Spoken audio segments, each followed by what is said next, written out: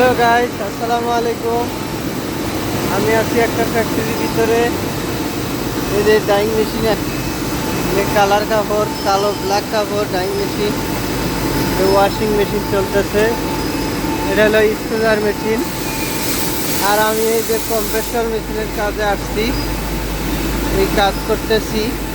যন্ত্রপাতি আছে এখানে, অপারেটর বসে রয়েছে। এই যে আমি কাজের ব্যস্ততার মধ্যে ব্লেড সেটিং করব, শখ করতেছি আর কি। তো একটু ভিডিও কর আমার।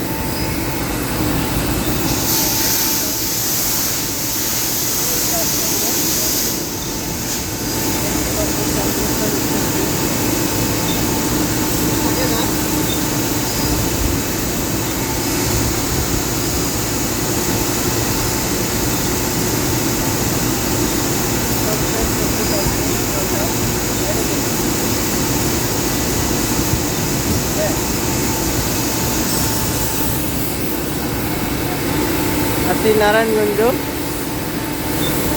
আমার সাথে অপারেটর আছে।